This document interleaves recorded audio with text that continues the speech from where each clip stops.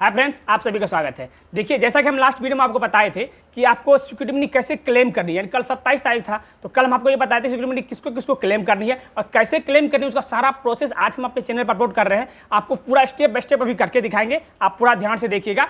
पहले आप सारा वीडियो को देख लीजिएगा, उसके बाद खुद से कीजिएगा, आपको कोई मिस्टेक नहीं होगा, आप सब कुछ बहुत अच्छे से कर लेंगे। ठीक है, एक बात आप ध्यान रखिए कि आपको ये वीडियो मतलब जब आप क्लेम करने जाएंगे तो उससे पहले आपके सामने क्या क्या होनी चाहिए आपके पास, वो सुनिए। आपके पास नीट का रोल नंबर होनी चाहिए, नीट का एप्लीकेशन नंबर होना चाहिए, आपका यूजीमेक आईडी, यानी कि बिहार में जब आप काउंसलिंग करवाए थे आपको ये यूजीमेक आईडी मिला होगा, पार्टी फॉर्म मिला होगा कंफर्मेशन पेज, उसी पे यूजीमेक आईडी लिखा रहता है, वो यूजीमेक आईडी आपके पास होना चाहिए और आपका नाम। ठीक है, उसके बाद ध्यान रखिए आपके पास ईमेल आईडी भी होना चाहिए, जो ईमेल आईडी आप नीट काउंसलिंग करवाते टाइम दिए थे वही ईमेल आईडी आपके पास होनी चाहिए। ठीक है, इतना चीज होनी चाहिए। उसके बाद आपके पास जिस अकाउंट में आप लेना चाहते हैं पैसा, उसका अकाउंट नंबर होना चाहिए, IFSC कोड होना चाहिए, उस अकाउंट होल्डर का नाम होना चाहिए और जिस बैंक अकाउंट में आप लेना चाह रहे हैं उस बैंक का भी नाम होना चाहिए।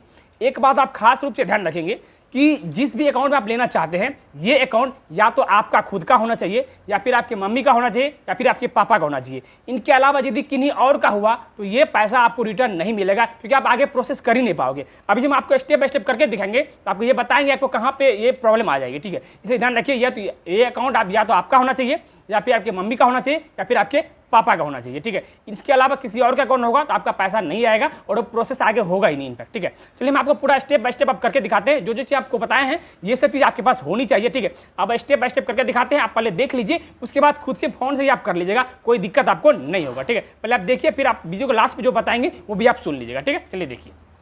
अभी आपको सिक्योरिटी मनी कैसे क्लेम करनी है पूरा स्टेप बाय स्टेप करके आप बता रहे हैं। आप ध्यान से पूरा वीडियो को पहले देख लीजिए, उसके बाद खुद कर लीजिएगा। ठीक है, आप सबसे पहले गूगल पे जाएंगे, गूगल पे जाने के बाद आप BCC टाइप करेंगे जो यहाँ लिखा हुआ है। ठीक है, टाइप करने के बाद इसको सर्च करेंगे। सर्च करने के बाद आपको पहला इंटरफेस पर ये वेबसाइट जो दिखेगा, इस वेबसाइट पर आपको क्लिक कर देना है। ठीक है, जैसे सपोज हम आपको क्लिक करके दिखा रहे हैं, देखिए मैं इस पर क्लिक कर रहा हूँ, इस पर क्लिक किया और उसके बाद जो भी आपके इंटरफेस खुलेंगे उसमें से ये देखिए लेफ्ट साइड में आपको दिखेगा ऑनलाइन रजिस्ट्रेशन फॉर्म। ठीक है, यहाँ पे जो फर्स्ट नंबर में दिख रहा है आपको, इस पर आपको क्लिक करना है। ठीक है, फर्स्ट नंबर जो आपको दिख रही है वेबसाइट, उस पर क्लिक कर देनी है। उस पर क्लिक करने के बाद आपके सामने इस टाइप का इंटरफेस खुल के आ जाएगा। ठीक है, इस टाइप के इंटरफेस में आप नीचे देखेंगे, नीचे आपको क्या दिख रहा है, देखिए क्या क्या चीज़ आपको फिल करने के लिए ऑप्शन आ रहा है। ऊपर तो कुछ चीज़ें फिल होगी, नीचे आप जाएंगे स्क्रॉल डाउन करके आपको ये दिखेगी अकाउंट नंबर आपको फिल करना है। फिर अकाउंट नंबर को वही जो अकाउंट नंबर ऊपर डाले हैं उसी को रीवेरीफाई करने के लिए फिर से आप यहाँ पुट ऑन करेंगे। उसके बाद अकाउंट होल्डर का नाम डालेंगे। ठीक है, ध्यान रखिए अकाउंट होल्डर का नाम डालते वक्त ये ध्यान रखिए कि ये जो आप सिक्योरिटी मनी लेना चाहते हैं तो या तो स्टूडेंट का अकाउंट होना चाहिए, या तो उसके मम्मी का होना चाहिए, या फिर उसके पापा जी का होना चाहिए। इन तीनों में से किसी और के अकाउंट में आप यदि पैसा मंगवाना चाह रहे हैं तो ये पॉसिबल नहीं होगा। BCC बोर्ड ने रेस्ट्रिक्ट कर रखा है कि या तो स्टूडेंट का होना चाहिए या उसके मम्मी का या फिर पापा का, किसी तीसरे आदमी के अकाउंट में ये पैसा नहीं जाएगा। और ये कैसे आप कर सकते हो प्रोसेस, देखो जब आप अकाउंट होल्डर का नाम डालोगे, ठीक है, यदि आप अकाउंट नंबर किसी और का डाल भी दिए, जब अकाउंट होल्डर का नाम डालने आप जाएंगे तो यहाँ पे वो नाम लेगा ही नहीं। यदि वो कैंडिडेट या फिर उसके मम्मी या फिर पापा का नाम नहीं होगा, वो नाम यहाँ पे आगे प्रोसेस आप नहीं कर पाओगे। ठीक है, यहाँ से आप आगे नहीं बढ़ पाओगे। अब ये कैसे होगा कि सॉफ्टवेयर पूरा स्कैन कर लेगा, क्योंकि आपका registration form already BCC board के पास है, तो वो सारा कुछ इसमें डॉक्यूमेंट अपलोडेड है। सॉफ्टवेयर स्कैन कर लेगा कि उसके कैंडिडेट का नाम या फिर उसकी मम्मी का नाम या फिर पापा के नाम से मैच कर रहा है या फिर नहीं कर रहा है इस अकाउंट होल्डर का नाम। ठीक है, तो आप ध्यान रखिएगा आपके मम्मी पापा या फिर स्टूडेंट खुद का आपका अकाउंट होना चाहिए। ठीक है, उसके बाद बैंक अकाउंट का नाम, देखिए यहाँ पे बैंक अकाउंट नाम पूरा लिख दीजिएगा। बैंक अकाउंट नाम में ध्यान रखिए यदि वो SBI का अकाउंट हो तो बहुत अच्छा होगा, स्टेट अकाउंट आप लिख देंगे, या फिर कोई भी गवर्नमेंट का अकाउंट हो वो बहुत अच्छा होगा। ठीक है, जिसका कि हार्ड कॉपी पासबुक आपके पास अवेलेबल हो वैसे ही अकाउंट का आप डालिएगा तो वो ज़्यादा आपके लिए बेहतरीन रहेगा। ठीक है, उसके बाद यहाँ पे IFSC कोड डाल देंगे। ठीक है, जो आपको पता ही है पासबुक पे लिखा हुआ रहता है, आपको मिल जाएगा। ठीक है, उसके बाद ये IFSC कोड को फिर से यहाँ पे री इंटर करने के बाद आपको वेरीफाई करवा देंगे। उसके बाद आपको हम बता देते हैं कि आपका जो पासबुक होगा, जो अकाउंट में पैसा लेना चाह रहे हैं उस अकाउंट का जो पासबुक है, उस पासबुक का फर्स्ट पेज, जो फ्रंट पेज जिस पे IFSC कोड लिखा हो, अकाउंट नंबर लिखा हो, अकाउंट होल्डर का नाम लिखा हो, उस पेज का फोटो खींच के उसको आप पहले PDF में कन्वर्ट करेंगे। ठीक है, फोटो डायरेक्टली अपलोड नहीं होगा,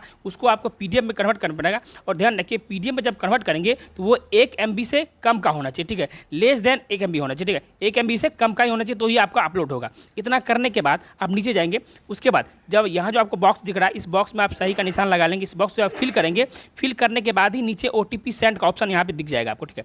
OTP सेंड का ऑप्शन अभी आपको नहीं दिख रहा होगा। जब आप सारा कुछ फिल करने के बाद इस डिक्लेरेशन को ओके करेंगे, उसके बाद आपको यहाँ पर OTP सेंड का ऑप्शन दिखेगा, उस पर आप क्लिक करेंगे तो जो मोबाइल नंबर आप नीट रजिस्ट्रेशन में डाले हुए थे BCC बोर्ड यानी कि बिहार का काउंसलिंग करवाते टाइम, उसी मोबाइल नंबर पे आपका OTP जाएगा, OTP वेरीफाई कर देंगे, फिर आपका रजिस्ट्रेशन कंप्लीट हो जाएगा, ठीक है। इस बात को आप ध्यान रखेंगे और इस तरह से आपका पूरा वेरिफिकेशन कंप्लीट होगा तो आपको ऑलमोस्ट सारा कुछ समझ आ गया होगा, ठीक है। फिर यदि कोई तरह का दिक्कत आपके मन में होगा या फिर कोई आपको परेशानी लग रही हो तो आप हमें जरूर कॉन्टैक्ट करेंगे। मेरा मोबाइल नंबर आप नोट डाउन कर लीजिए 9065367978, ठीक है। उम्मीद है आपको सब कुछ समझ आ गया। आप चैनल को सब्सक्राइब कर लीजिए। आगे 2025 नीट या फिर जो भी नीट की एग्जाम होगी उसमें हर साल हम आपको बहुत बेहतरीन तरीके काउंसलिंग करवाते हैं। आप चैनल सब्सक्राइब करके रख लीजिए, आपको आगे आने वाले सारे अपडेट के बारे में बहुत अच्छे से स्टेप बाय स्टेप करके इस चैनल पर दिखाते रहेंगे। चलिए मिलते हैं नेक्स्ट वीडियो में, तब तक के लिए बाय बाय, थैंक यू।